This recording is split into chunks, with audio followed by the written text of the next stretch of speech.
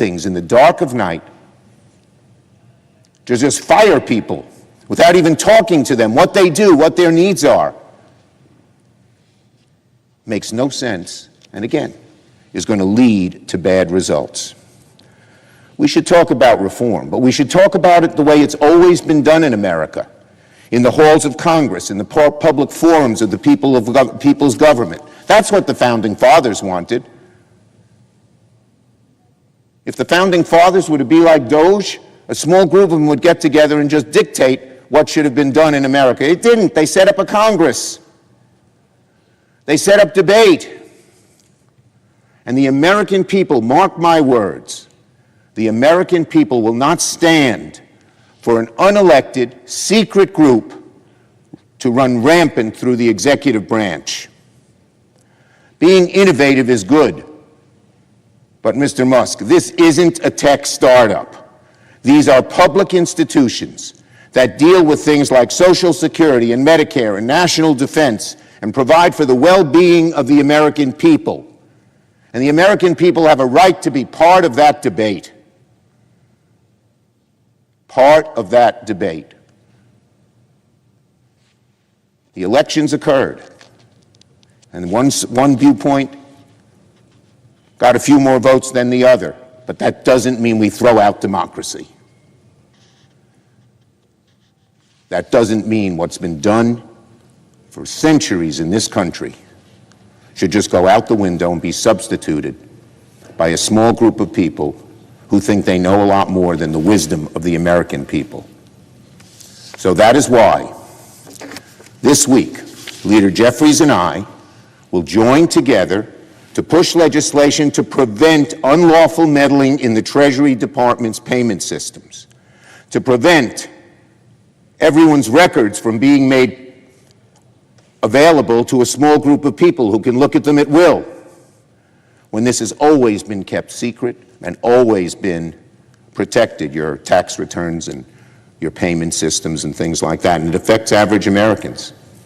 And who knows, maybe next they'll say, let's slash all of this stuff. That's what they seem to want to do in their $2.5 trillion desire to cut government. We must protect people's Social Security payments, their Medicare payments, their tax refunds from any possible tampering by Doge or any other unauthorized entity. And that's why Leader Jeffries and I will join together to push this legislation. I yield the floor. No. Clerk will call the roll. Ms. Also Brooks.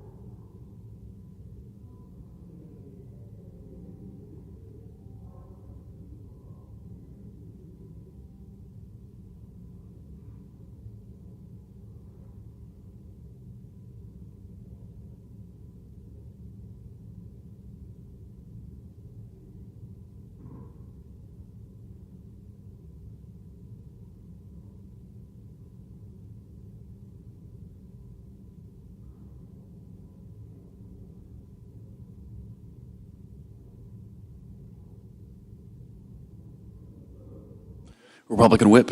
Mr. President, I ask unanimous consent that the quorum call be vitiated.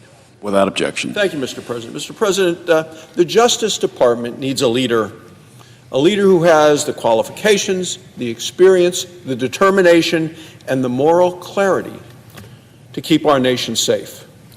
Florida Attorney General Pam Bondi is that leader. She has my vote and my vocal support.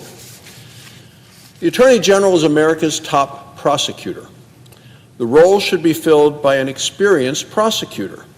Well, Attorney General Bondi has prosecution experience, a lot of it. She spent almost 30 years as a criminal prosecutor and then a state attorney general. She has more trial experience than any modern-day U.S. Attorney General.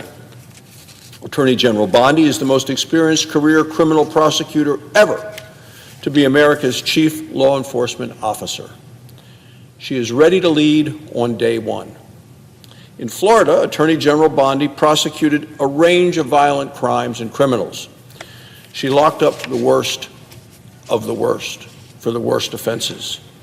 Her signature achievements were in fighting illegal drugs and in fighting human trafficking. When she first became Florida's Attorney General in 2011, the state was overrun with things known as pill mills. They were operations that were running to sell opioids. Pam shut them down. She locked up the drug dealers, she pushed for stronger laws, and she stopped the spread of synthetic opioids. Under her leadership, Florida led the fight against this deadly epidemic. Attorney General Bondi also prosecuted victims of human trafficking in Florida. She pledged to make human trafficking an area for her to combat. It was a top priority at her Justice Department in Florida. She is a fierce advocate for safety, and she is a skilled leader. The Department of Justice is a huge agency. It controls 40 separate organizations. It employs more than 115,000 people. It oversees all 94 U.S. attorneys across the country. Leading the DOJ is an enormous undertaking. Pam Bondi is up to the challenge.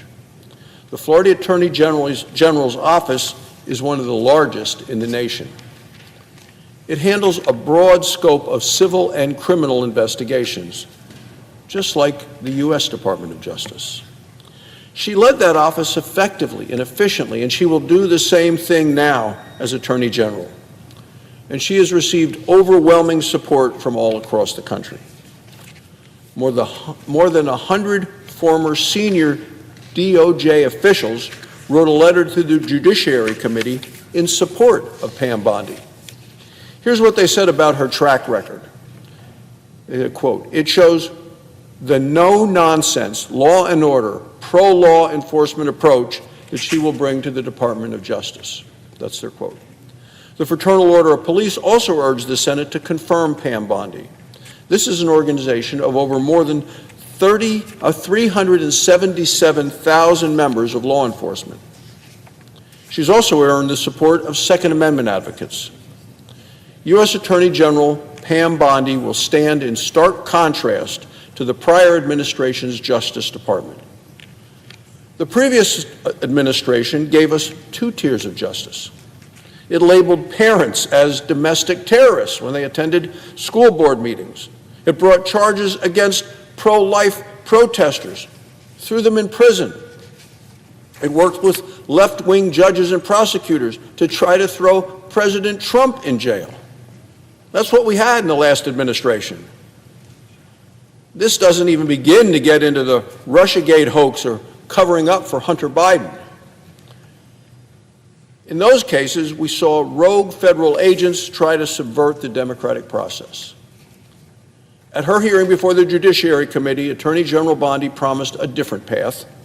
Instead of playing politics, Pam Bondi pledged to enforce the law fairly, fully, and faithfully. And she said in her opening statement she will return the Department of Justice to its core mission of keeping Americans safe and vigorously enforcing the law. Her commitment to the Constitution, to public safety, and equal justice under the law is exactly what our nation needs today. The partisan, politicized, and polarizing prosecutions are now over. Pam Bondi will usher in a new era of safety, of sanity, and of justice. She has my vote to be the U.S. Attorney General. Mr. President, on another matter, today the Senate's going to confirm former Congressman Doug Collins. Congressman Collins is the nominee to be the Secretary of Veterans Affairs. Caring for our veterans is a top priority for President Trump and Republicans. As Abraham Lincoln famously spoke, our nation has a duty to care for him who shall have borne the battle. That's why I'm glad that President Trump has nominated Congressman Collins. Congressman Collins knows what it means to be a veteran because he is a veteran, as are you, Mr. President. He deployed to Iraq as a military chaplain. He visited wounded service members in the hospital. He prayed for them. He comforted them. In Congress, Congressman Collins continued to serve our veterans. He received bipartisan support from the Senate Veteran Affairs Committee. The vote was 18 in favor and only 1 opposed. Looking at his record, it's obvious why. Congressman Collins will improve veterans' access to care, not get in the way. He will also address the alarming rate of veteran suicide and homelessness. As he told the committee, we will not stop until we succeed on behalf of the men and women who have worn the uniform. Congressman Doug Collins will pursue his mission with duty and with devotion. He has my full support. Thank you, Mr. President, and I yield the floor. Absence of a quorum. The clerk will call the roll. Ms. Also Brooks.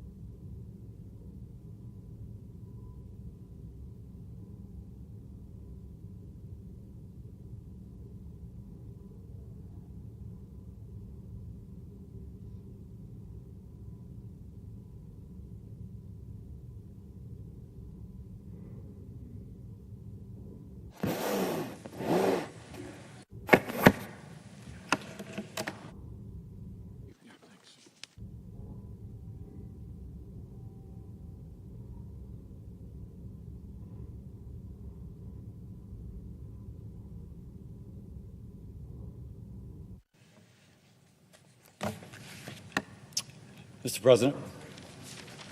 The senator from Louisiana. Mr. President, I'd like to make a statement. Are we in quorum call? Yes, I ask that the quorum call be vitiated. without objection. Mr. President, I'd like to make a statement regarding my vote in committee to, on behalf of Robert F. Kennedy to be the Secretary of HHS. First, I thank everyone who has contacted me over the last few days. Almost all have been respectful and seek the best for our country. And I've been contacted by text, by phone, by email. And if I didn't respond to anyone, it was not to be rude. It's just I was getting hundreds of messages a day personally and thousands through the office. And I just physically could not. Now, Mr. President, believe it or not, of these hundreds of people calling me and contacting me, however they did, many of them disagreed with each other, diametrically. Three-dimensionally, they disagreed. But the unifying factor is that they all desire the best for our country, even though they differ from each other so much. And maybe that kind of frames my feelings about this nomination. For context, before entering politics, before ever thinking about running for political office, I practiced medicine for 30 years in a public hospital for the uninsured, caring for those who otherwise would not have been able to afford the access to the care that I provided. After seeing patients die from vaccine-preventable diseases, I dedicated much of my time to vaccine research and immunization programs, personally witnessing the safety monitoring and the effectiveness of immunization. Put simply, vaccines save lives. This is the context that informed me when considering RFK as the nominee to be Secretary of the Department of Health and Human Services. It was a decision I studied exhaustively, I took very seriously. And as I said I would, I spoke with Mr. Kennedy not once, but multiple times over the weekend, including this morning. We had in-depth conversations about the medical literature, about the science behind the safety of vaccines. He referred me to studies and to people. I reviewed them and spoke to those whom he mentioned I should speak to.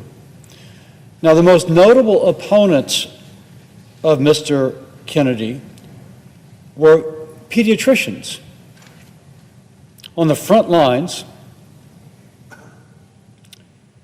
of our children's health who regularly have to combat misinformation, combating vaccine skepticism with correct information that comes from their education, their training, and experience as physicians.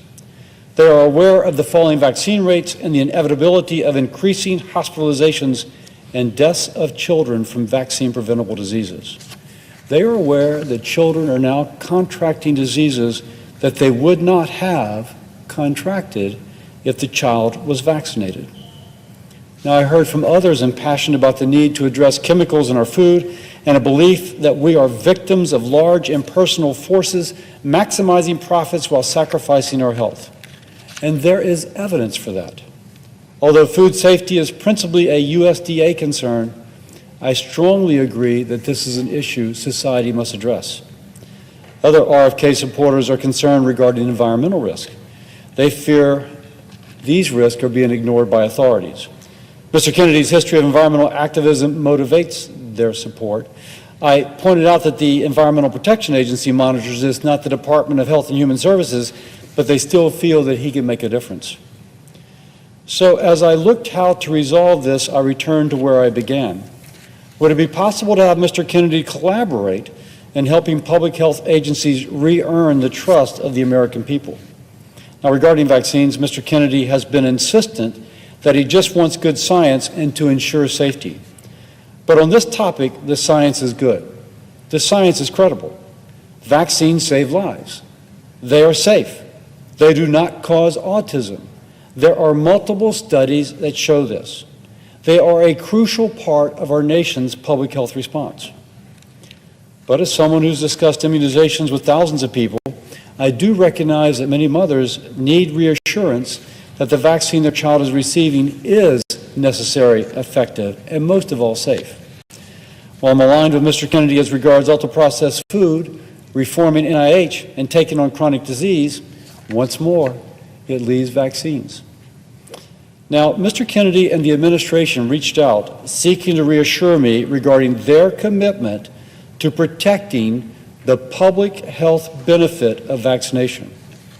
To this end, Mr. Kennedy and the administration committed that he and I would have an unprecedentedly close collaborative working relationship if he is confirmed. We will meet or speak multiple times a month. This collaboration will allow us to work well together and therefore to be more effective. Mr. Kennedy has asked for my input into hiring decisions at HHS beyond Senate-confirmed positions, and this aspect of the collaboration will allow us to represent all sides of those folks who are contacting me over this past weekend. He has also committed that he would work within current vaccine approval and safety monitoring systems and not establish parallel systems. If confirmed, he will maintain the Centers for Disease Control and Prevention's Advisory Committee on Immunization Practices recommendations without changes. CDC will not remove statements on their website pointing out that vaccines do not cause autism.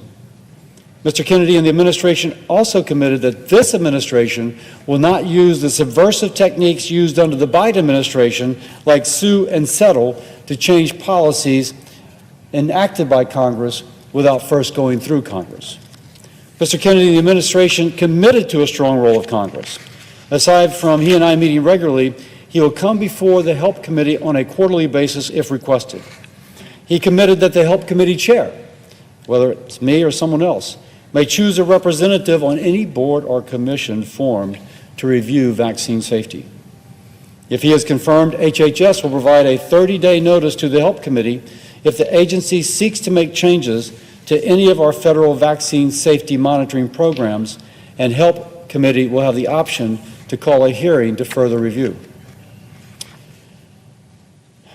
These commitments and my expectation that we can have a great working relationship to make America healthy again is the basis of my support.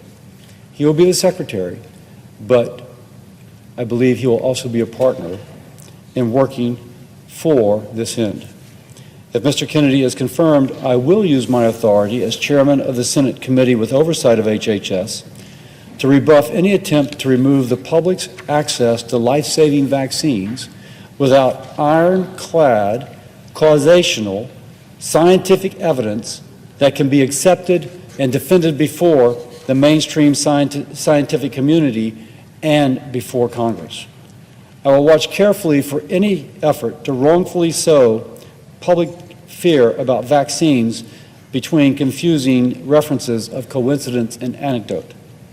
But my support is built on assurances that this will not have to be a concern, and that he and I can work together to build an agenda to make America healthy again.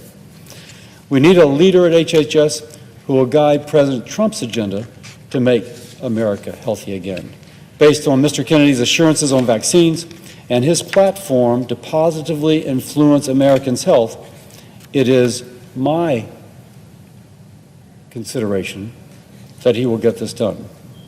As I've said, it's been a long, intense process, but I've assessed it as I would assess a patient as a physician.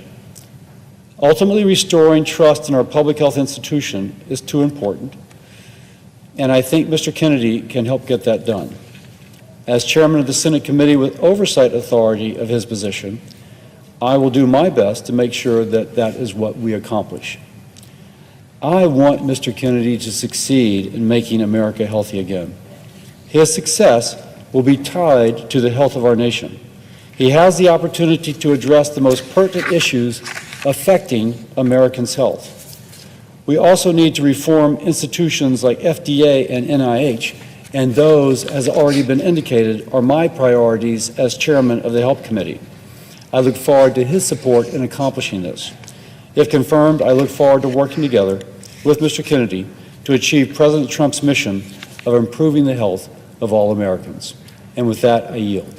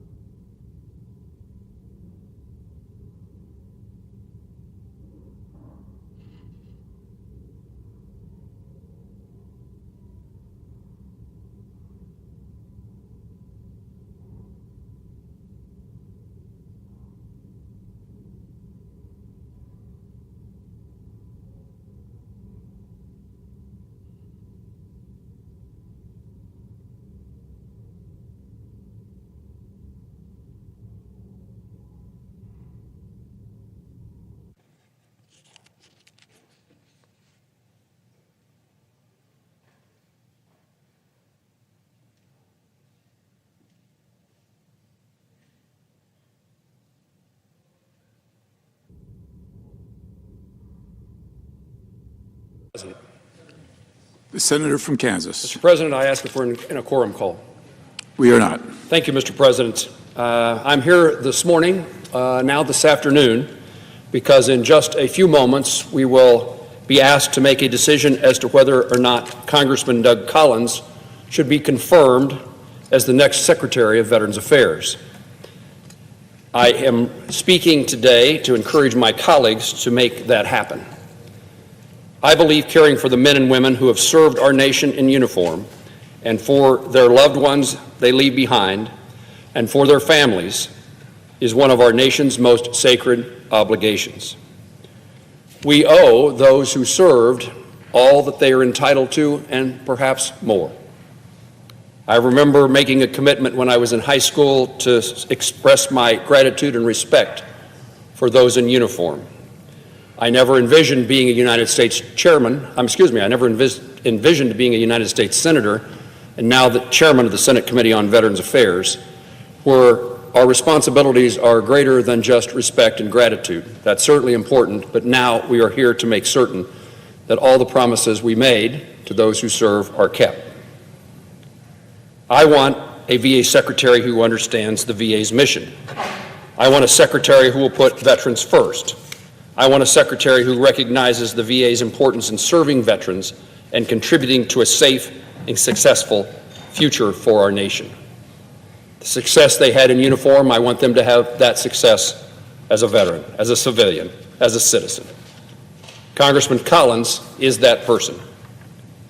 Through his own service, which continues in the Air Force Reserve, Congressman Collins knows firsthand service in the uniform, and he knows the benefits and challenges that veterans face and the challenges their families face.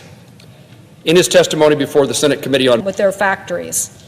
I've seen this in places like Madison, Maine, or Longview, Washington, where we helped revitalize long-standing paper industry into new opportunities for the future. So how do we deal with China? Well, they aren't playing by the rule. They are manipulating and flooding markets.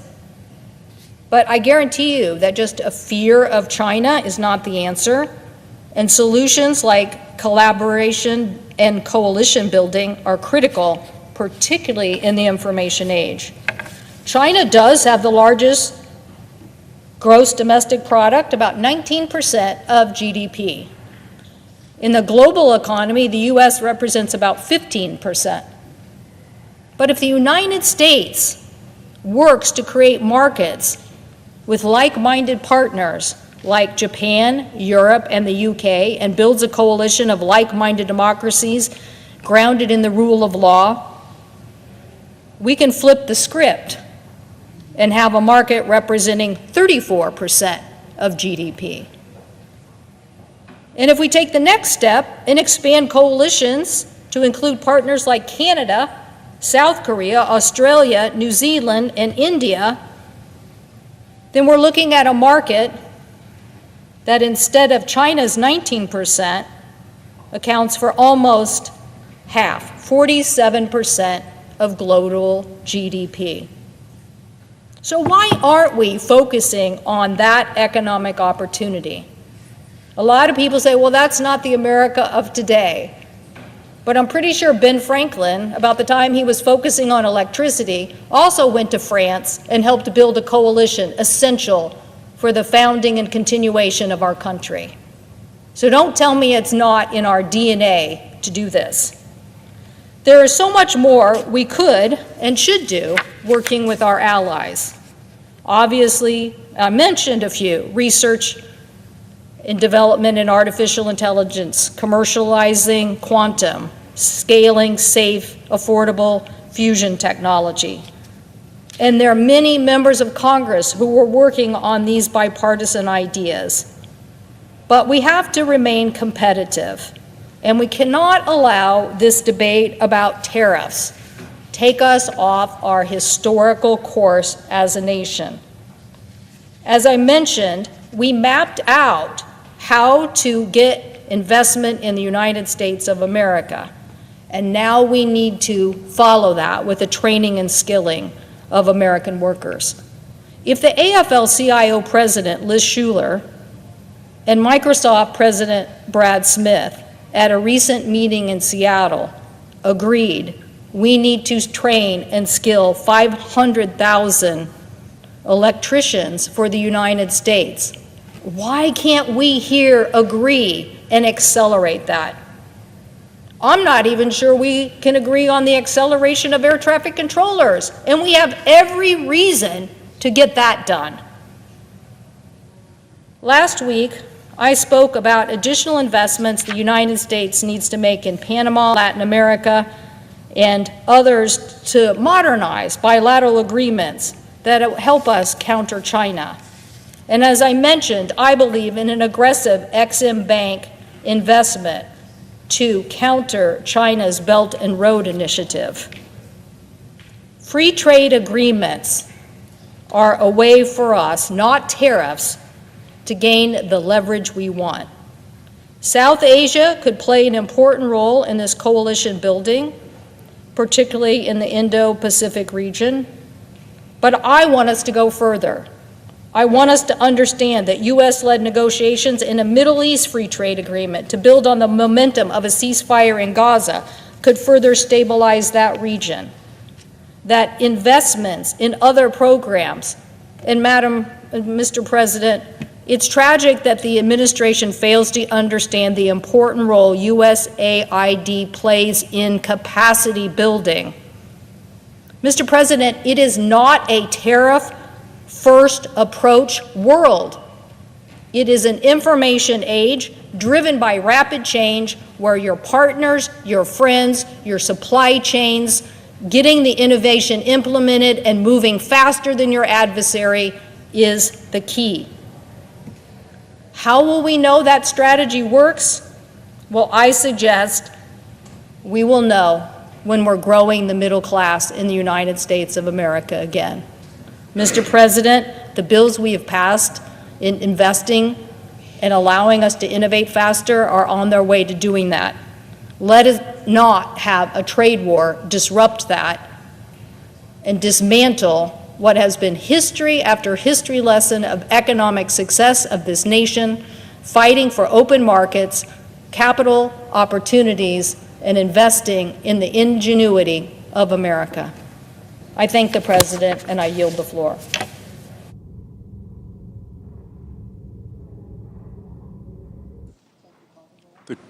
The clerk will call the roll. Ms. Also Brooks.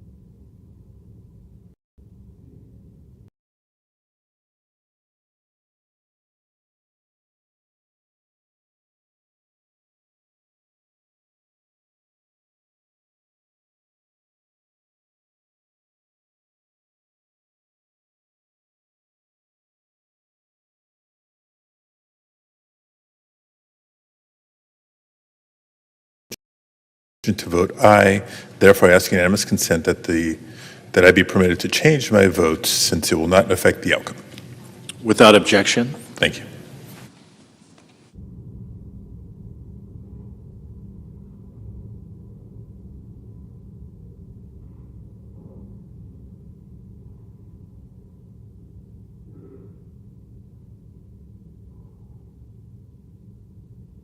Just seek recognition. I don't need to. Just seek recognition.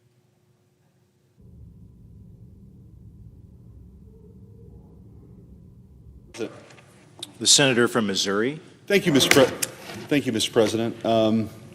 I stand here to amplify my support that I was able to give in the Judiciary Committee of Pam Bondi, who will hopefully in a few short hours here be confirmed as the next Attorney General of the United States of America. I want to thank, before I do that, the leadership and the hard work of Leader Thune and Senate Majority Whip Barrasso in this entire confirmation process, working at a clip that I think is responsible and one that honors the mandate that President Trump got to shake things up here in Washington, D.C. I think what you saw in November was a dynamic where people weren't particularly happy with what was going on in this town. And they voted for reform. And President Trump is putting together a team of reformers. And look no further than an ideal place for that reform than the Department of Justice. But before I get there, I do want to point out on a personal note that when President Trump announced that he was supporting Pam Bondi, I think I'd said to somebody, this was a home run. And as many of us in this chamber are often outdone by Senator Graham, he described it as a grand slam, touchdown, hole-in-one, ace, hat trick, slam dunk, Olympic gold medal pick, and he was right. I've known Pam Bondi for years from AG World. That was my job before I had this job. I was the Attorney General in Missouri. And Pam was always known as a leader and somebody that has this really rare combination of a steel backbone and a heart of gold. She's in it for the right reasons. She cares about the rule of law. She started her career from humble beginnings in a small town in Florida, and she wanted to be a prosecutor. We heard in her testimony in the Judiciary Committee that was her goal, was to be a prosecutor, and she spent hours and years in those courtrooms prosecuting the bad guys. And she later became the Attorney General of one of our bigger states, and as I mentioned, she was a leader. She defended the Constitution. She took on the opioid epidemic. She was relentless in taking on human trafficking, and somebody I think that everybody can look up to, not just from a personal perspective and her personal story, but also the way that she took on her job and had accolades from both sides of the aisle. There was actually somebody in the Senate committee who was on the other side of the aisle in Florida that ran for Attorney General the same time Pam Bondi was running for Attorney General and testified to her character. There's no question that she's supremely qualified for this job. And we're really going to need somebody as the Attorney General to lead the Department of Justice who has that kind of integrity, who believes in the Constitution, believes in individual rights, and getting that department back to where it always should have been, which is fighting crime. Sadly, over the last 4 years, we have seen a Department of Justice gone astray. One that has made headlines, of course, for going after parents who showed up to school board meetings under the auspices of the Patriot Act, treating moms and dads as terrorists, who went to a school board open forum meeting and had concerns about things like critical race theory or forced masking. The full weight of the federal government honed in on parents and Catholics who were treated the same way because they were traditional Catholics, literally setting up informant networks in an effort to spy on them because of their religious affiliation. I'm not talking about the Soviet Union in the 1980s. I'm talking about the United States of America in 2021. What Merrick Garland did to this agency in the Department of Justice is a tragedy. Kash Patel hopefully will move out of the Judiciary Committee here soon and be the next leader of the FBI and restore integrity to that agency as well. But of course, the Department of Justice that Pam Bondi hopefully in a few short hours will be confirmed and then sworn in to lead will restore integrity. In addition to going after Catholics, and in addition to going after families who show up to school board meetings, the very coordinated effort of lawfare by the past administration to take out their chief political rival under the moniker of show me the man and I'll show you the crime can't be dismissed. They're not going to want to talk about that. But the effort to financially ruin President Trump, to literally throw him in jail for the rest of his life, deserves the scorn of the history books. Joe Biden gave a speech in the fall of 2022 calling half of America a threat to democracy, that President Trump would never make it back to the Oval Office, and guess what happened? A series of zombie cases with at best novel legal theories were resurrected. In New York, the number 3 person at DOJ left the Department of Justice to join the DA's office in New York. Why would that person want to do that? Well, guess what? President Trump was prosecuted in a Manhattan courtroom not long after that. In state cases, the number 2 person in the DA's office in Atlanta was coordinating with the White House counsel's office on the prosecution of President Trump in Georgia. And then Jack Smith was brought in, who was notorious among legal circles for overzealous and over prosecutions, overcharging, was brought in specifically to take out President Trump. And it was only the Supreme Court ultimately that prevented that. But this was all a scheme devised by the Biden administration to make sure President Trump never got back into office. Well, guess what? He stared it all down, and he won. And we have a real opportunity now to have a level set. I don't think it's right that we have people pursued because of their politics from a criminal perspective. Nothing was out of bounds in the last 4 years by the Biden administration and Merrick Garland.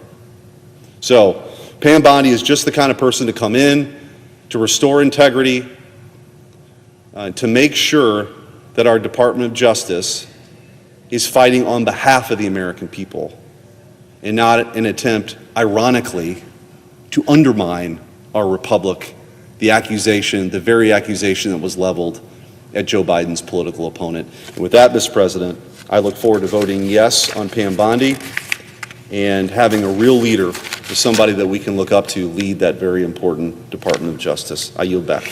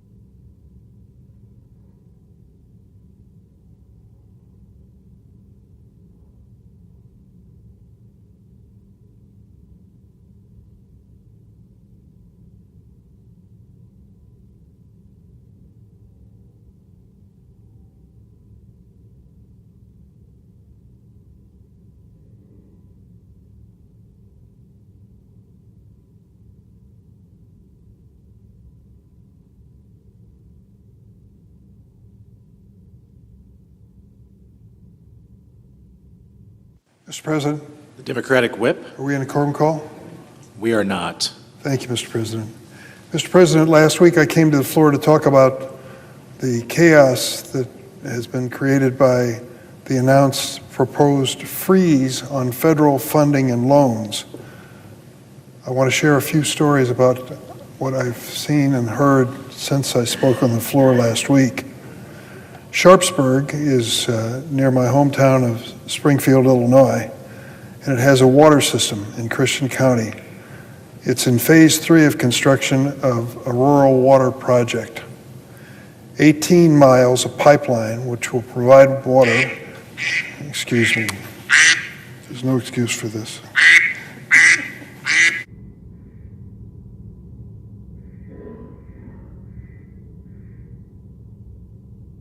Sorry.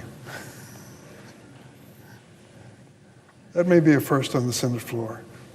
I apologize.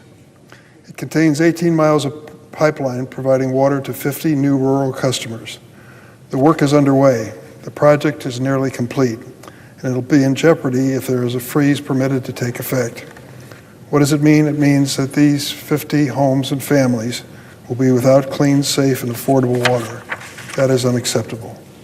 The freeze also means that scientists at universities across the state are worried about their jobs and research.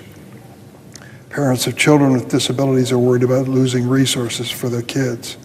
Adults are worried about losing access to health care and social services. Since then, not one but 2 judges have issued temporary restraining orders blocking President Trump's measure. As of yesterday evening, that pause has been extended. But let me remind you, this freeze is unconstitutional. The Constitution gives the power to Congress, not to the President, the power of the purse. And the President has no legal authority to withhold funding that was signed into law for Americans on a bipartisan basis. In the 1970s, former President Nixon tried to impound or withhold funding appropriated by Congress, and in response, Congress passed the Impoundment Control Act of 1974, ICA. ICA is still the law of the land, and it prohibits presidents from withholding funds unless Congress approves the decision through outlined procedures. But consider this, the current administration apparently does not care. The president and his people are ignoring the law, creating chaos in hopes that amidst the confusion, some part of his power grab will stick. He is testing the limits of how much he can chip away at our system of checks and balances. There are reports that unelected Elon Musk and his, quote, government efficiency team now have access to the payment systems of the United States Treasury, which is essentially the checkbook of the entire federal government. Elon Musk tweeted to say he's planning to cut $4 billion in federal spending every single day from now till September 30th. $4 billion a day. I'm appalled to see so many of my Senate Republican colleagues falling in line as President Trump and Mr. Musk attempt to strip Congress of our constitutional authority and cause this kind of pain to our constituents. And I'm disappointed to see so many of my Republican colleagues vote to advance the nomination of President Trump's pick to run the Office of Management and Budgeting, Russell Vogt. If this funding stunt is any indication, he is not fit to run that office. The damage from the freeze extends beyond our shores. Bipartisan, congressionally appropriated funds to provide life-saving humanitarian aid and freedom in places like Venezuela, Iran, and North Korea have been ground to a halt. For example, programs like PEPFAR, started by President George W. Bush, and I give him credit for that, with the support of the evangelical community and its partner, the Global Fund, have dramatically curtailed the AIDS epidemic ravaging parts of the world. The program has saved more than 25 million lives. It has been so effective that some have forgotten just how devastating AIDS happened to be in that part of the world, killing more than 2 million a year globally, leaving 14 million orphans in sub-Saharan Africa. Further, USAID Clean Water and Sanitation have provided more than 70 million people with the first time sustainable access to clean water in the last decade. Programs that have a 6-to-1 return in dollars saved in health, economic, and educational terms. low-cost vaccination programs, eradicated smallpox, and almost eradicated polio from the face of the earth, something that was unimaginable just a generation ago. Food grown by American farmers helps save millions of lives when war or natural disaster strike. Gutting such programs puts innocent lives and American influence across the globe at risk. It is senseless, counterproductive, and ill-informed, and increases the likelihood of costlier interventions that don't respect borders, including pandemics, war, and failed states. The U.S. cannot and should not stand alone in the world. We are a global leader, and we have an obligation to continue to act like that. But over the weekend, in what sounded like a dystopian story from another world dictatorship, the Trump administration and Elon Musk tried to shutter the U.S. Agency for International Development without congressional approval. Try to imagine that disgraceful scene as one of the world's richest men gleefully guts programs for some of the world's poorest people. And don't be fooled. This isn't about reform, and the U.S. budget deficit won't be solved by gutting USAID. The foreign assistance budget is only 1% of our federal spending, a small, powerful investment that is not only the right thing to do, but the smart thing to do to prevent conflict and famine in failed states, as well as to build alliances and friends around the world. Gutting such programs is a betrayal of American values. Already nations like China sense a strategic opportunity. Under President Trump, when these programs go away, the Chinese will step in. Are Republicans going to roll over and cede congressional power to these bipartisan programs? I sincerely hope not. There's a lot at stake in the first few weeks of this new administration. I want to give the president a chance to show his values, but so far I have to tell you there's a lot of disappointment. This temporary freeze hurt a lot of innocent people, and this notion now of shutting down USAID, I can't imagine Elon Musk would have it on his conscience that so many helpless people would lose the basics in life for his budget plan. He wasn't elected to anything, and I think we should return to the Constitution, which still guides us today and should. I yield the floor and suggest the absence of a quorum. The clerk will call the roll. Ms. Also Brooks.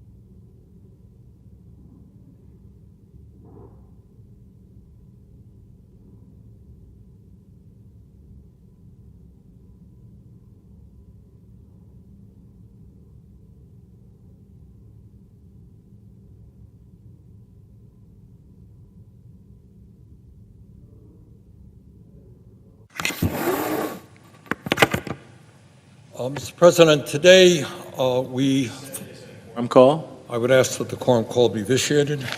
without objection. Mr. President, today we find ourselves in a pivotal moment in American history. And millions of Americans, by their actions or lack of action, will determine the future of our country for decades. In my view, the Trump administration is moving this country very aggressively into an oligarchic form of society where extraordinary power rests in the hands of a small number of unelected multi-billionaires. The Trump administration is moving this country very aggressively into an authoritarian society where the rule of law and our Constitution are being ignored and undermined in order to give more power to the White House and the billionaires who now control our government. The Trump administration is moving this country very rapidly toward a kleptocracy, where the function of government is not to serve the needs of ordinary people, but to enrich those who are in power. Mr. President, I think that today is a very good day to recall what one of our great presidents said at Gettysburg in November of 1863. Looking out at a battlefield where thousands of Union soldiers had just sacrificed their lives in the defense of freedom and the ending of slavery, Abraham Lincoln famously stated, and I quote, "The world will no longer remember what we say here, but it can never forget what they did, the soldiers did here.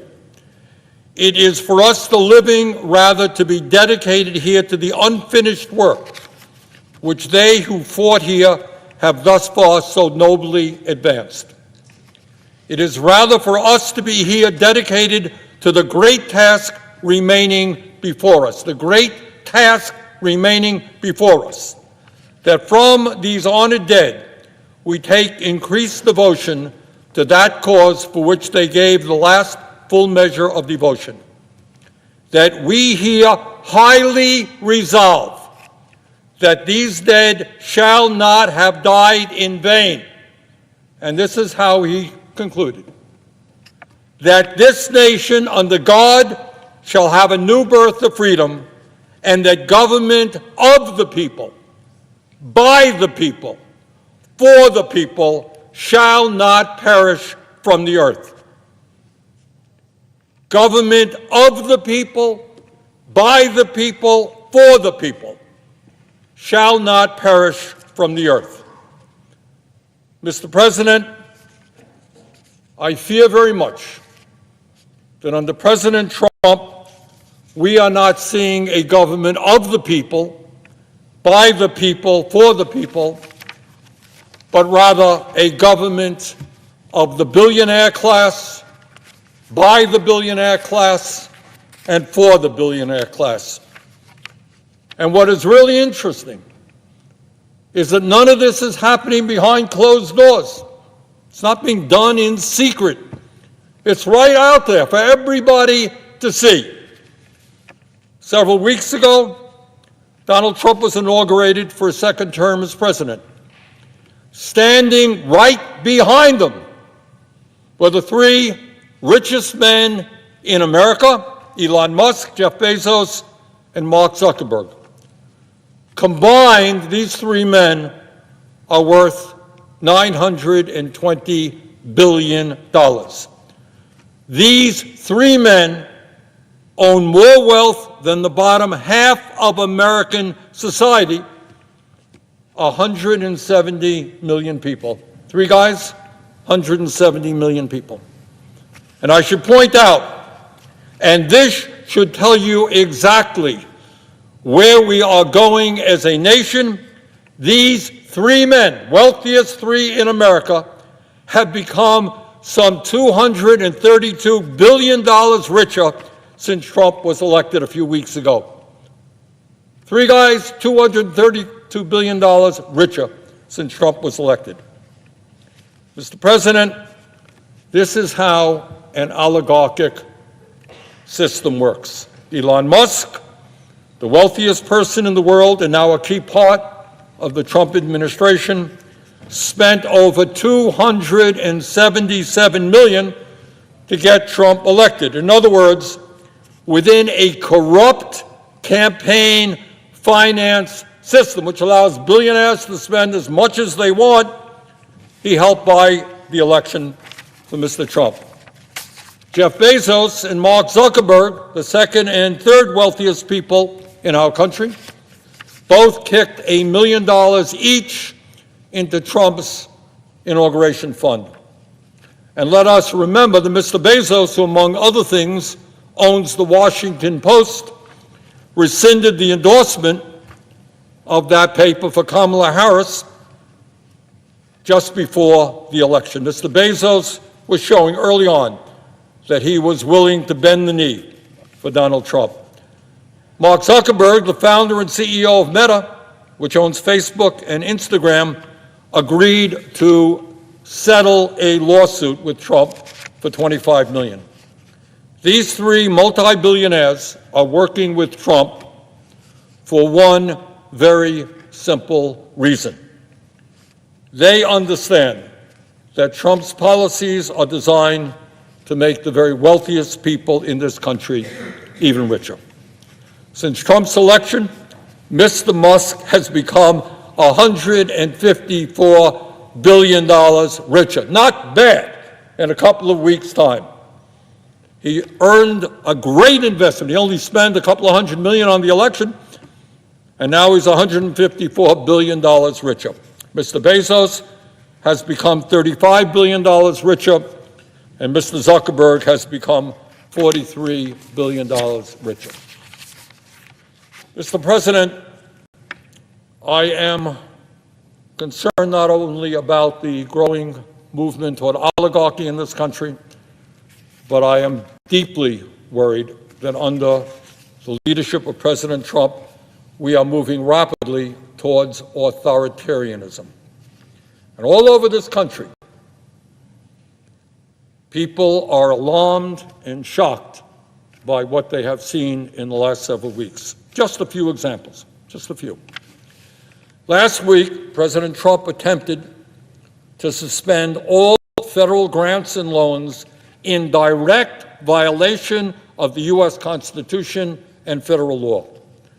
As every third grader in America knows, or I hope knows, the power of the purse in the United States belongs to Congress, not the president.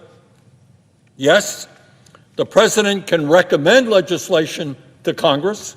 The president can veto legislation that Congress has passed. But he does not have the power to unilaterally terminate funding and legislation that has been passed by the U.S. Congress. That is a dangerous and blatantly unconstitutional act.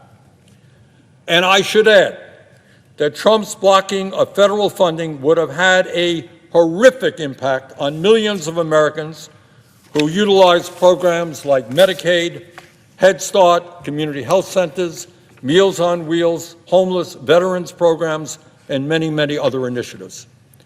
Tens of millions of Americans, including some of the most vulnerable in our country, were impacted by that decision. But that's not all. A few days ago, Trump fired 17 inspectors general, independent government watchdogs that were created by Congress in the wake of the Watergate scandal to prevent the abuse of power by the executive branch. Last week, President Trump fired a member of the National Labor Relations Board, and in so doing, effectively neutered the only federal agency in America with the authority to hold corporations accountable for illegal union busting and to protect the constitutional right of millions of workers who want to join unions in order to earn better wages, working conditions, and benefits. Not only is that move blatantly illegal, it is exactly what Elon Musk, the owner of Tesla, and Jeff Bezos, the owner of Amazon, have been fighting for months. They don't like unions, and what Mr. Trump has given them is the opportunity to make it much, much harder for workers to organize in their companies. President Trump also illegally fired members of the Equal Employment Opportunity Commission, the only independent commission in our country that protects workers against discrimination in the workforce. Further, and what should upset every American, no matter whether you're conservative, moderate, progressive, is that in direct violation of the Constitution and federal law, Trump is intimidating the media with lawsuits against ABC, CBS, Meta, and the Des Moines Register. His FCC is now threatening to investigate PBS and NPR. What Trump is essentially saying to every media outlet in America, if you say or do anything that is critical of me, that displeases me, you may be subject to a lawsuit or a federal investigation. If that is not a direct attack on the First Amendment, on the U.S. Constitution and free speech in our country, I don't know what is. But that is not all. Elon Musk and his unelected minions at Doge have forced out officials at the Treasury Department and illegally shut down USAID, a program which, among other things, helps feed and provide medical help to starving and desperate children all over the world. Presidents, much less unelected billionaires, do not have the unilateral right to shut down federal agencies established by Congress. And when we talk about the very dangerous movement towards authoritarianism that we are seeing in this country now, let us not forget Trump's pardoning of the January 6th insurrectionists who injured 174 police officers right here, right outside this floor. Even worse, not only did he pardon those people, but Trump is undermining the FBI by actually investigating the agents there who helped bring these violent criminals to justice. Imagine that. Pardoning the people who broke the law and investigating the people who upheld the law. That is not what America is supposed to be about. And Mr. President, under Trump, we are rapidly moving toward a kleptocracy as well. Just before the president was inaugurated, he and his wife launched their own cryptocurrency coins, giving them the potential to earn many billions of dollars. If Wall Street CEOs tried to bribe the president with a bag full of money, that would be illegal. That's against the law. But now they don't have to do that. Today, if a multi-billionaire, the head of a foreign country, wants to curry favor with the president, all they have to do is buy his cryptocurrency coins, and when they do that, they are directly enriching Mr. Trump. So, Mr. President, the question that millions of Americans are asking is, given the move toward oligarchy, given the move toward authoritarianism, given the movement toward kleptocracy, where do we go from here? What should we as Americans be doing? And let me tell you what I think and what most Americans think. And that is, instead of moving toward an economy which is designed to benefit the very richest people in our country, we have got to create an economy and a government that works for all of us, not just for Mr. Musk or Mr. Bezos or Mr. Zuckerberg. Mr. President, at a time of massive wealth and income inequality, we have never had more income and wealth inequality than we have had right now. It is beyond stupidity to provide more tax breaks to the very richest people in our country and then to pay for those tax breaks by cutting back on Medicaid and other programs desperately needed by working families all across this country. That is what we should not be doing. But let me take a moment to tell you what we should be doing. At a time when 85 million Americans are uninsured or underinsured in our broken healthcare system, we have got to do what every other major country on earth does, and that is guarantee healthcare to all people as a human right, not a privilege. That's what we've got to do. At a time when 1 out of 4 Americans cannot afford the outrageously high prices that the pharmaceutical industry charges, we have got to end the absurdity of the American people paying by far the highest prices in the world for prescription drugs. We have got to cut the cost of medicine in this country in half, making it comparable with what the rest of the world is paying. Mr. President, the federal minimum wage today is $7.25 an hour. That is a starvation wage. Well, 60% of our people, 60% of Americans live paycheck to paycheck. We must raise that minimum wage to a living wage, at least $17 an hour. If you work 40 hours a week in the richest country on earth, you should not be living in poverty. Mr. Musk and Mr. Bezos want to make it harder for workers to join unions. Well, we have got to do exactly the opposite, make it easier for workers to join unions by passing the PRO Act. At a time when we need the best educated workforce in the world, we need to have the best public schools in the world. And among other things, that means we need to substantially raise teachers' salary.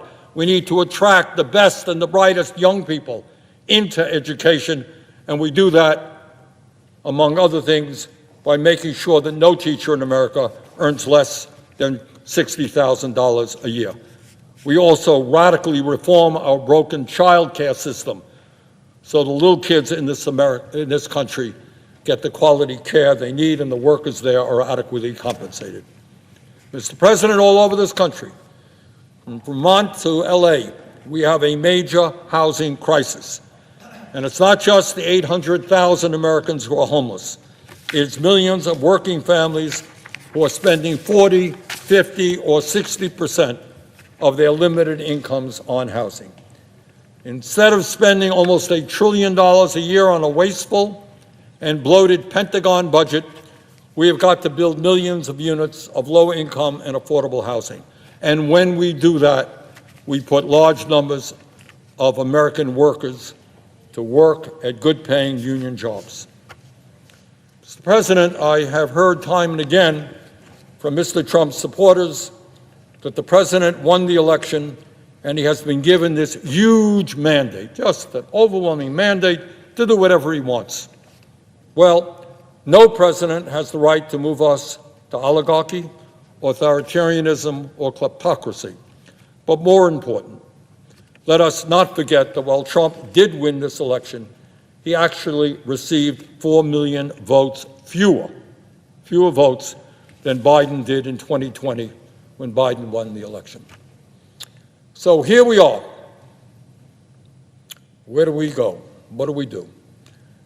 I think now is the time for the American people to come together, to not allow those who want to divide us up by the color of our skin or our sexual orientation or where we were born. That's what they want to do. They want to divide us up. Now is the time for us to come together like never before and make certain we do not move toward oligarchy, make certain we do not move toward authoritarianism or a kleptocracy. And most importantly, in the richest country in the history of the world, we must understand that we have the capability of providing a decent life for all of our people. We can do that when we stand together and we don't let folks divide us up. And with that, Mr. President, I would yield the floor.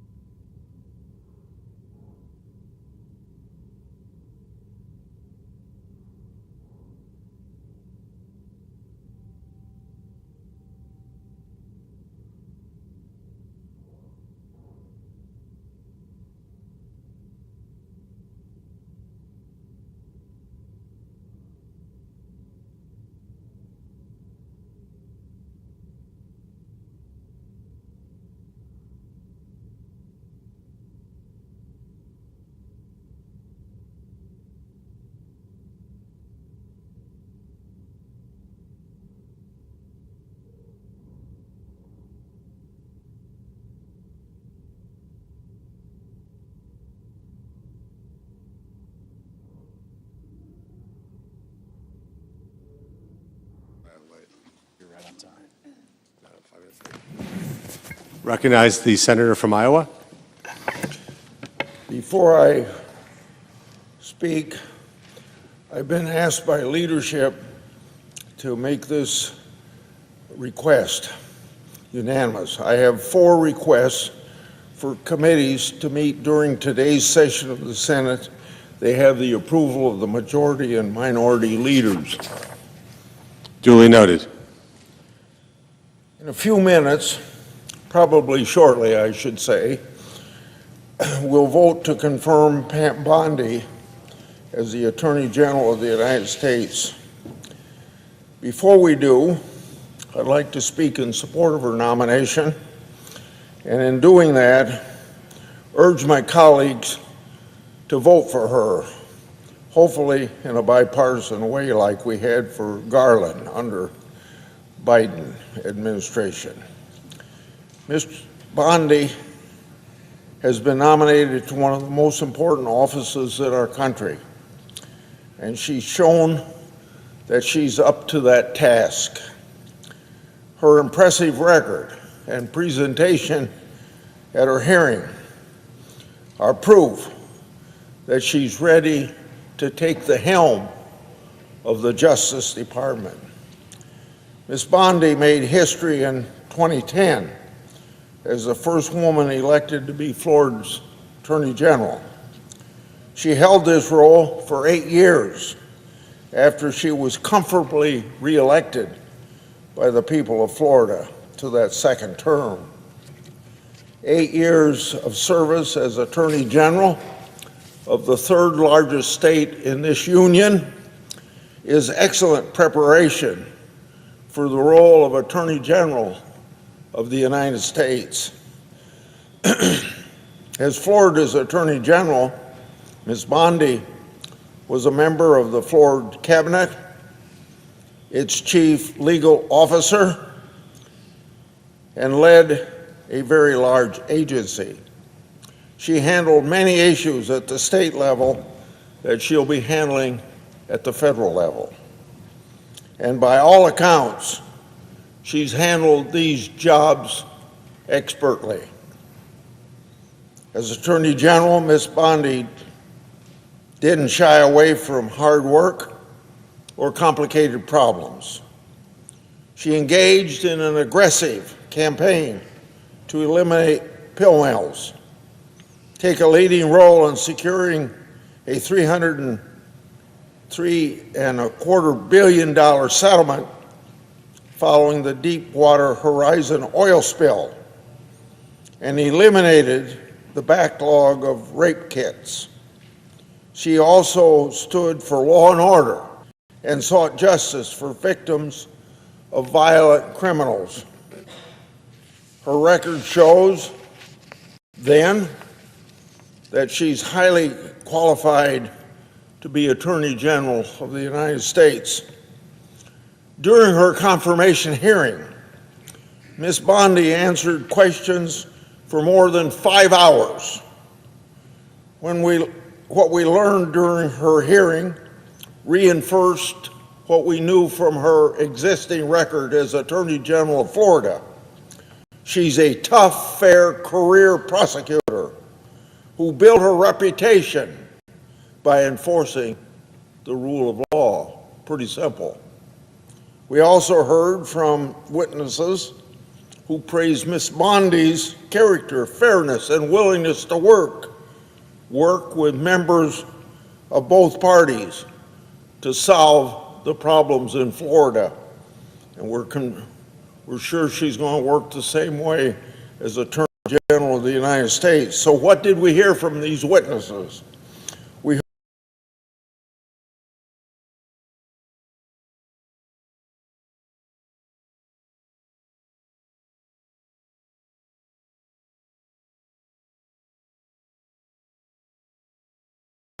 the American people. We heard from Florida's statewide prosecutor, who praised her competence running the legal department, as I've said, of the third largest state in the union. We heard from a Florida sheriff who testified about her commitment to law and order and to her partnership with law enforcement to keep Floridians safe. These witnesses have worked with Ms. Bondi for decades, and they all vouch for her capability and character. Ms. Bondi's nomination has also received a flood of support from all across America. So I have a group of people here that have expressed their view through letter to the committee. Law enforcement groups representing more than 650,000 officers wrote to urge us to support Ms. Bondi's nomination. A few of these groups included the National Association of Police Organizations, the Fraternal Order of Police, the National Sheriff's Association, major county sheriffs, National Narcotic Officers Association, the International Association of Chiefs of Police, and still some others. This support is a testament to Ms. Bondi's history of backing the blue.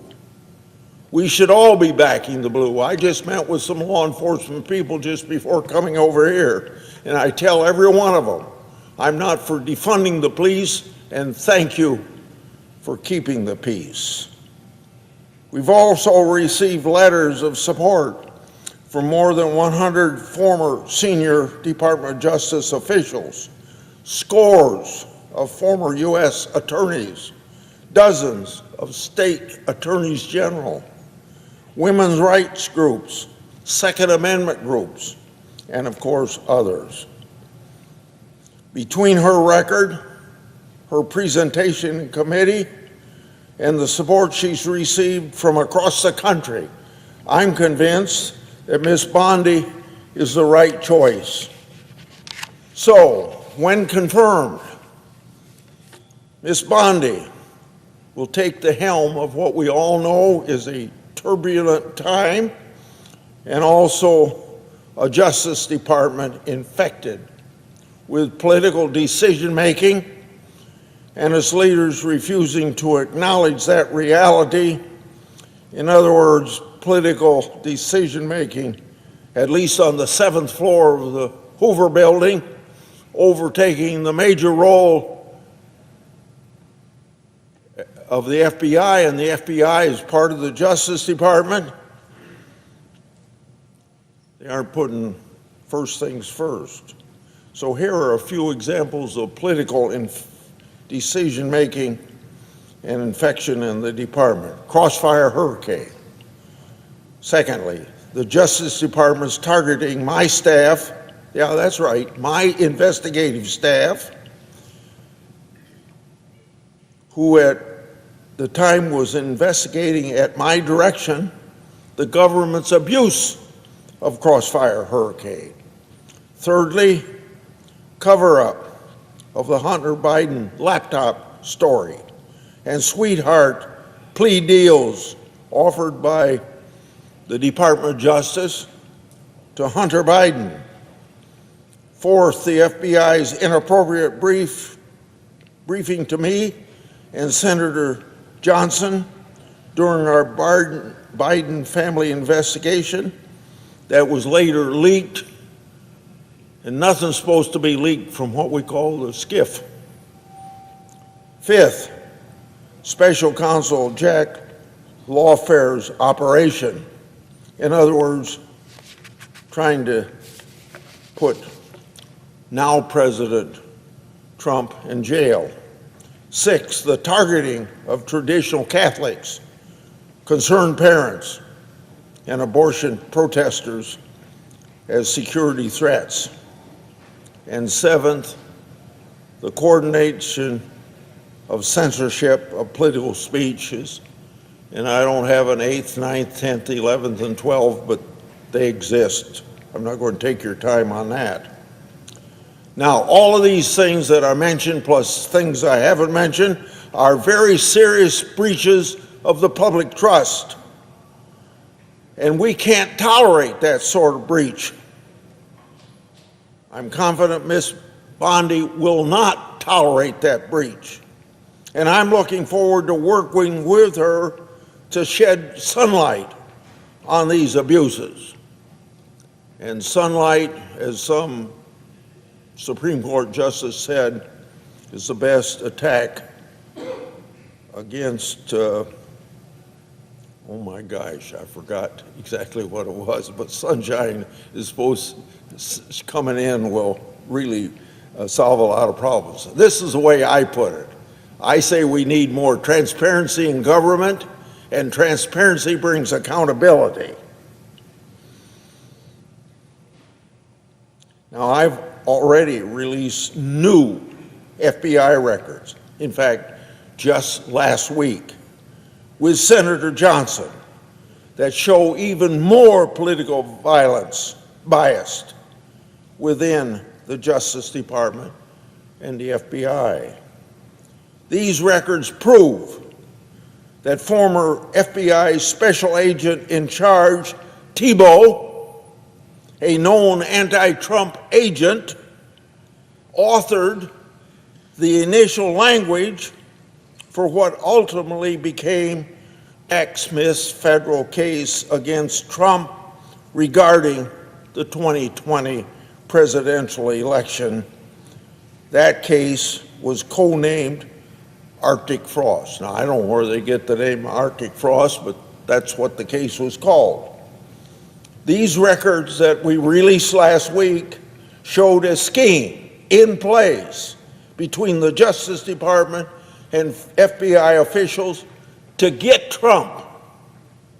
I had to rely on brave whistleblowers to uncover the truth because I was stonewalled by the Justice Department and the FBI. And I was stonewalled even after they promised at their own confirmation hearing that they would answer the letters that congressmen wrote them. We never got any answers. In fact, there's 58 answers in the last 4 years I've written to the FBI on my investigations that I have not gotten answers to. So, if you wonder why I'm so passionate about Pam Bondi, I'm confident that she's going to take a different approach, and she says yes for answering our letters. It'll be yes instead of what the other people should have said at the answer to that question is maybe. As the recent terrorist attacks in New Orleans and around the world have shown, we're faced with very serious threats to our national security. The president needs his team in place to protect our country, and the American people deserve a secure homeland and borders, safe streets, and orderly markets. We need to swiftly confirm a capable and serious Attorney General to get to work. Now, I'm disappointed that none of my Democrat colleagues on the Judiciary Committee voted for Ms. Bondi in committee. I hope it'll be different when we get to the full Senate. We had a bipartisan vote, as I've said previously, for Attorney General Garland. Maybe on hindsight we shouldn't have had, but we did have. There's no doubt that Ms. Bondi is highly qualified. In committee, several of my Democrat colleagues even acknowledged as much. She's qualified for the job.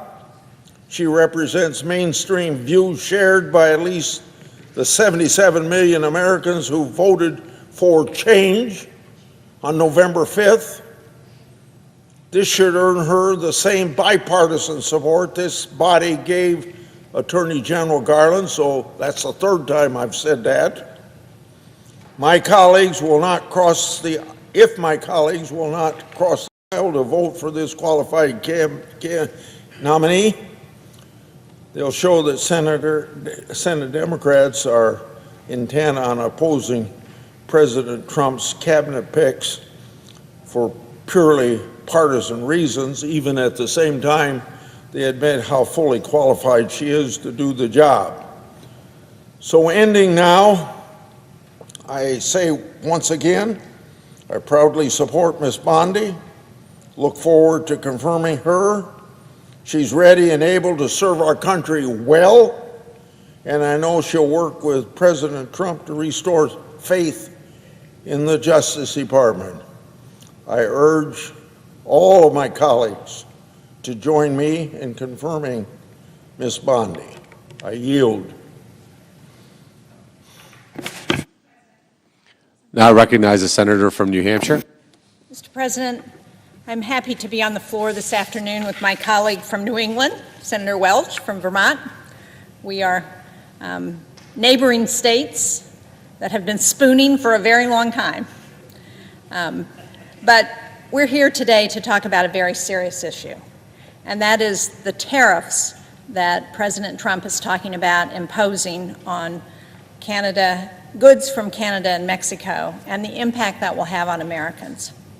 On Saturday, President Trump announced a 25% tariff, which would be a tax on imported goods from Canada and Mexico, and a 10% tariff, which would amount to a tax on imported energy from Canada and on all goods from China, so 10% on all goods from China and a 10% on energy from Canada. He's also threatened universal tariffs on all countries.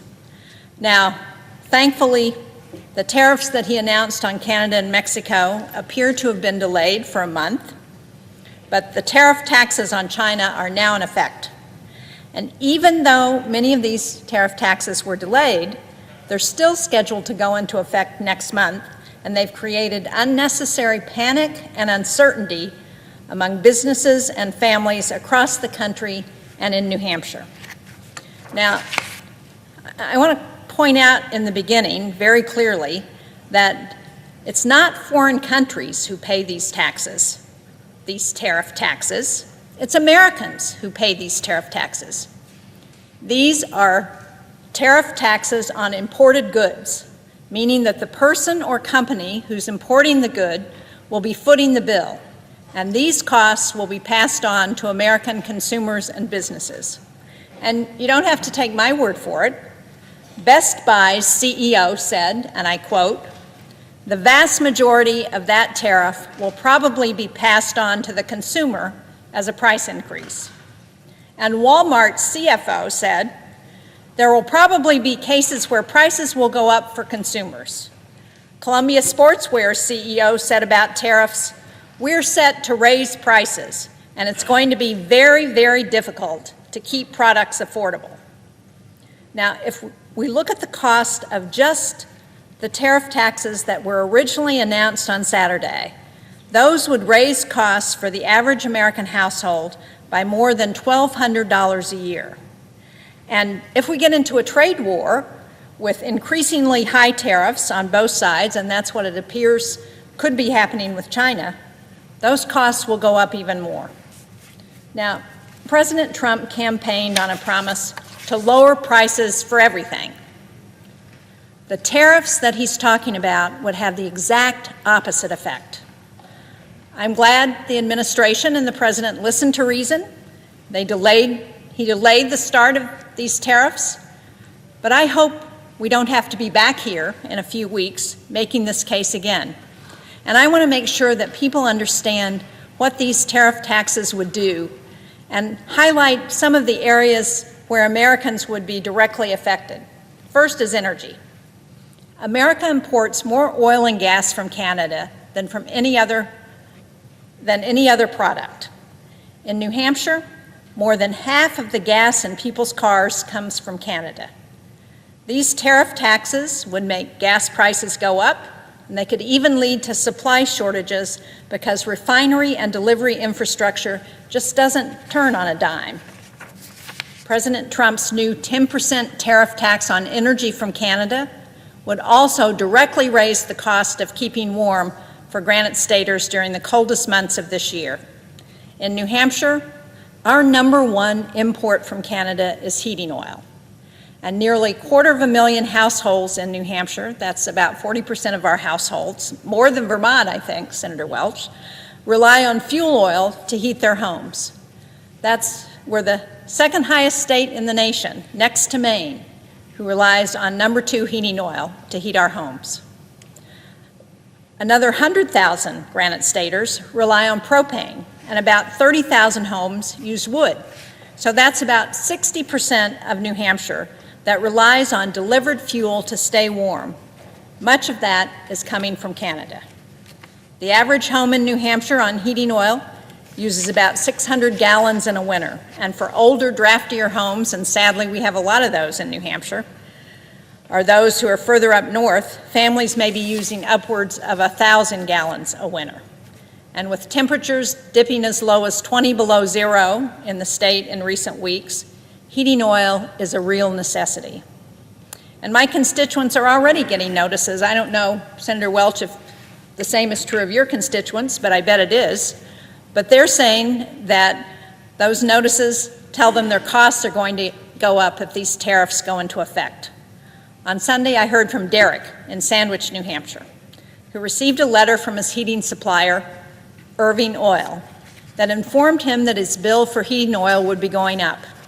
The letter stated, "As you may be aware, the U.S. government has announced a new tariff on imports from Canada, including the heating oil or propane that Irving Energy delivers to you. And the letter went on to describe that the tariff costs will be added to the price that he pays, even though he already has a contract. As Derek wrote to me, I will now have less to spend locally. My local businesses will suffer through lost business and increased costs, and then their suppliers and employees will suffer. It's a real hardship. On Inauguration Day this year, heating oil cost an average of $3.93 a gallon in New Hampshire.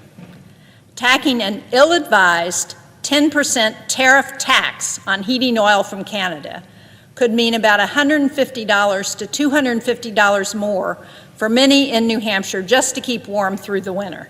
And while for Elon Musk and his billionaire friends and the billionaire friends of the president, $150 to $250 may not sound like a lot in a winter, but there are a lot of people in New Hampshire for whom $150 to $250 is the difference between staying warm and being cold in the winter.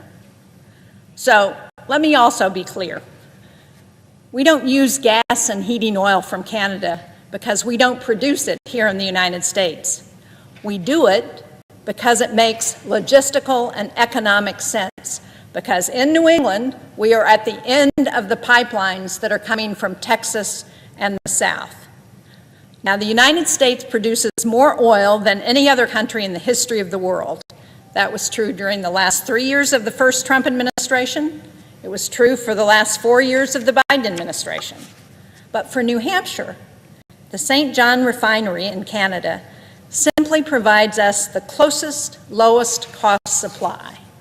And by the way, that refinery sources as much as half of its crude oil from the United States. So it's helping oil producers in the United States send their oil to the refinery, and we get it back in New Hampshire and New England. President Trump campaigned on cutting energy prices in half. Reckless tariffs on Canada and Mexico would make those prices higher, not lower. New Hampshire families shouldn't be punished for what the Wall Street Journal has just called the dumbest trade war in history. And that's not all.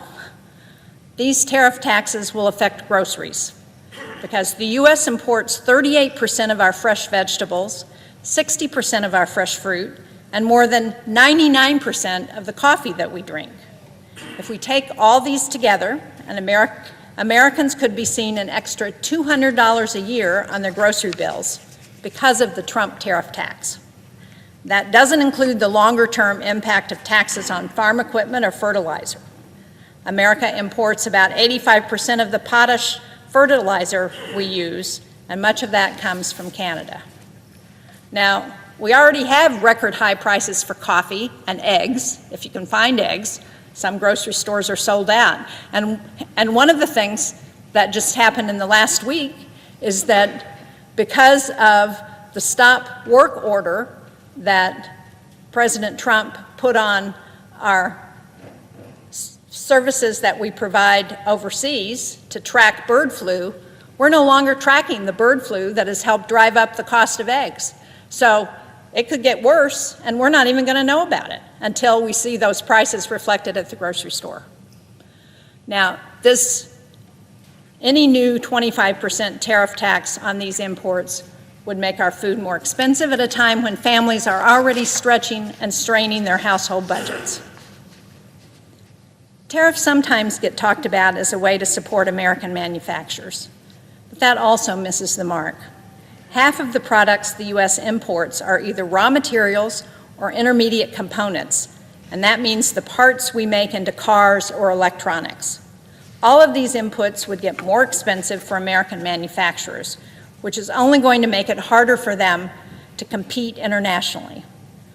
One of the messages I hear regularly from businesses is that uncertainty is one of the hardest things for them to deal with. One example of this is a call I got 2 weeks ago from a small business owner in New Hampshire who sells specialized agricultural equipment, both in the U.S. and overseas. This is a family business with 5 employees. His father founded it 50 years ago. And he reached out specifically because he's worried about what tariffs on the components he buys from Canada could do to his business. For the specialized equipment that he needs, there aren't a lot of manufacturers out there. So he reached out to my office, asking if he was going to have to pay $5,000 more in costs for each of the machines he sells. He took over this business just a couple of years ago, and he's been working to invest to modernize it and expand. Now he has to worry about whether he can try to grow the business, whether he might face new foreign competition, or even if he can pay out bonuses or give raises to his employees. He can't even be certain what kind of pricing schedule he should send out for the year, because his costs could go up $5,000 next month. And last week I heard from another small business, Granite State Packing. It's a startup meat processing company that's only 2 years old. They started just 2 years ago and they already have 10 employees. Last year they actually got $1.6 million in a grant from USDA to expand their operations. That's going to allow them to double their workforce. In order to expand, they placed an order for $500,000 in new equipment because the specialized equipment that they use isn't made in the United States. Now, depending on how and when these tariffs go into effect and when their equipment might get delivered, they could be looking at a bill, an increased bill for $125,000.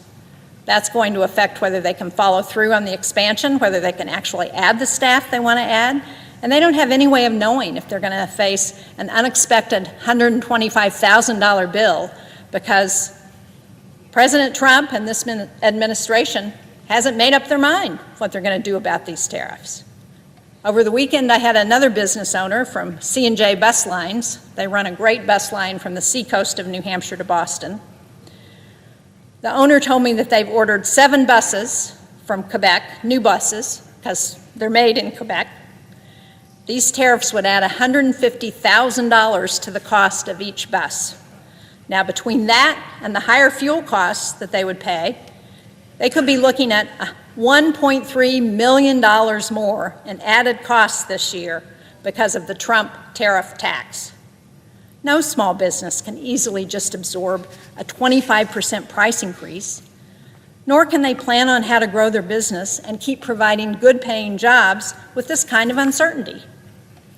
So, make no mistake, I'm glad the administration delayed these tariffs. I hope they understand how this action would affect America's small businesses and the impact this would have on the economy.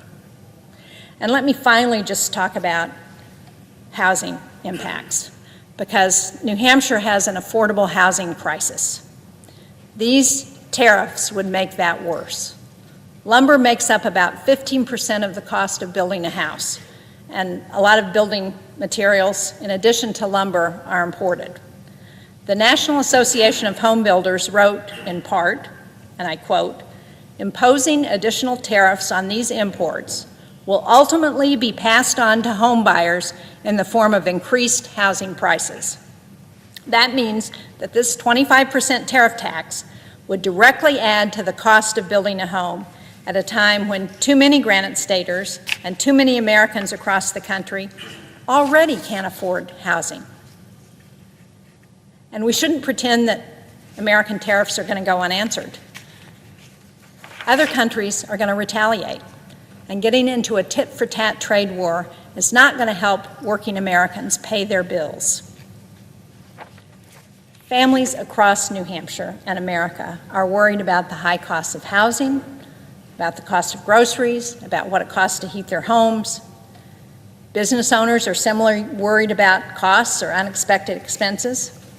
I'm hearing regularly from them about the impact of the uncertainty on their ability to grow their businesses because of these tariffs.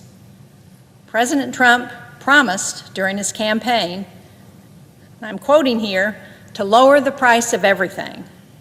But instead of doing something to lower costs, what he's doing now, what his administration is doing, is planning to add a 25% tariff tax to countless imports from Canada and Mexico.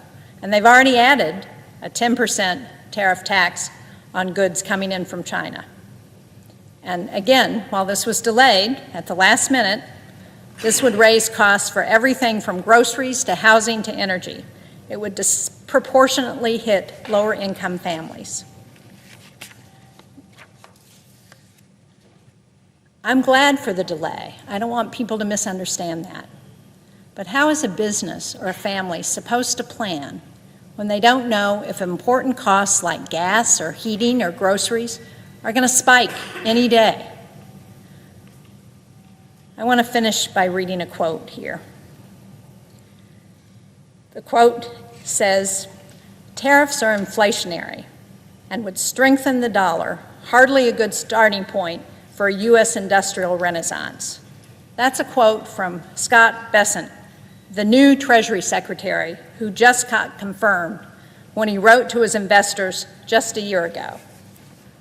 I happen to agree with what he said then, but unfortunately the administration he just joined seems to be willing to risk more inflation.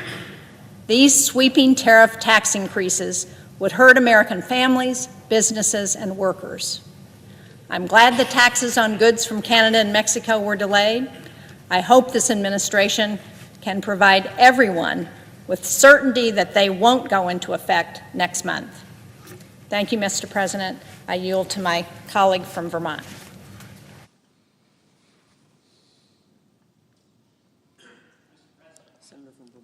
I now recognize the senator from Vermont.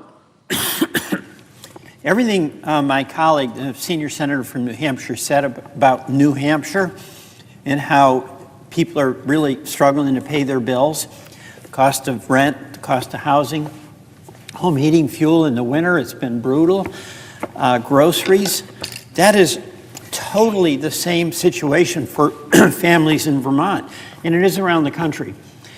And I can't add, really, to the recitation of the practical consequences that this has on businesses and on Vermont families, beyond what Senator Shaheen said. But it really, it mystifies Vermonters. People come up to me and they say, "Peter, seriously? This is going to increase our grocery prices? This is going to mean lumber is more expensive? This is going to mean home heating fuel, and we rely on Canadian gas probably more than you do, but also home heating fuel. This is going to raise our prices." In that $150 to $200 you're talking about, that's real, that's real money.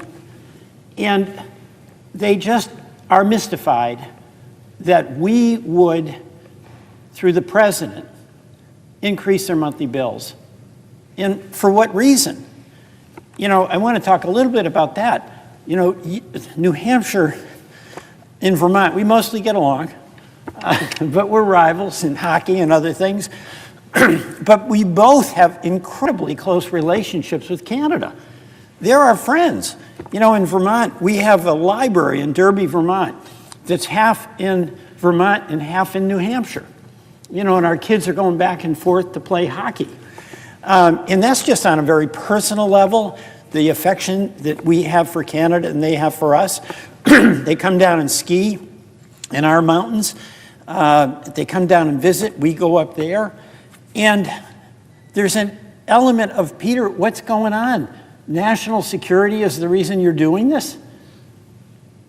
Is there a threat from Canada to our national security?" We know there isn't. So this is an arbitrary decision that is made by the president, in my view, abusing authority that Congress gave him to use tariffs if there is in fact a national security threat, which all of us in a common sense way would think it might be something from a military threat or it might be from the coercive economic policies that we face from China. There's a legitimate case there for national security, but Canada has been in the trenches with us in every war that we've had. They have been by our side. They're our friends. And, that's another thing people ask. "Peter, you don't treat your friends this way. You just don't do that." So I had a concern, come here, I'm trying to find my glasses, about what the impact was on Vermont. And instead of me speculating about it, I'm looking for just 1 minute, here it is. Instead of me speculating about it, Mr. President, what we did is invited some Vermonters who have businesses, some Vermont families, come and tell us what's going to happen if we have these tariffs. And let me tell you some of what they said. We met in St. Albans, which is a few miles from the Canadian border, and I asked these businesses, just tell us what happens. First of all, there was nobody in these businesses who said that the cost of this tariff would not be passed on to the consumer, all right? Common sense. It's like somehow if there's a 25% increase in cost, the business can just eat it, when we know, especially our small businesses, they're operating on the margin. They're doing every single thing they can to make their product competitive and affordable for the people they're serving. These are really, really good people who are totally committed to the communities that they're in. Every one of them said, whatever the cost of the tariff is, that is going to be passed on to the consumer. Not that they like to do that, but they have to pay their own bills. It's just reality. The second thing they talked about was the uncertainty that occurs for businesses. One business was talking about how when these tariffs goes in, and by the way, we have some history with this in the last Trump administration, there was supposedly a tariff, but if you knew the back entrance into the White House and could make a connection with somebody who had influence, you could get an exemption. So you get this terrible situation, which is not going to be available, by the way, for our Vermont fuel dealers or our Vermont home builders. If you know somebody, you somehow got out of the tariff, and there's no guidance about how these tariffs would have been rolled out. So there was an enormous opportunity for special treatment to be given. But even then, the complexity of this, like for instance, one manufacturer was talking about if you got a certain kind of aluminum, it was subject to the tariff. But if you got an ever so slightly different definition of aluminum, that you wouldn't be subject to the tariff. So you have a whole production process that has been using aluminum A that would be subject to a tariff. And if you go to aluminum B, if you can find it, it won't be subject to a tariff. If you got a square panel, it would be subject. If it was rectangular, you wouldn't. I mean, this is truly bizarre because there's no common sense in this at all. So I keep asking the question, why? Why are we doing this? Why are we inflicting this complexity on our businesses? Why are we inflicting this cost on our consumers and on our business? And there's no justification for it at all. So let me go through some of the stories, Mr. President. Garrick Herchak at Manufacturing Solutions. They do precision machining. You know, they're a manufacturer. That's what we want. And there's no margins on it. They work with sheet metal and cardboard. And he said these tariffs create a whole burden to determine what is tariffed, the type or shape of aluminum, and he is bracing to respond to whatever chaos comes next. And this company has been in business for 29 years, and it employs 275 people. That is a big deal in our state of Vermont. Big deal. Why mess with him? Why? Rock Gollin at Water Innovations. They make, we have better maple syrup than New Hampshire, sorry.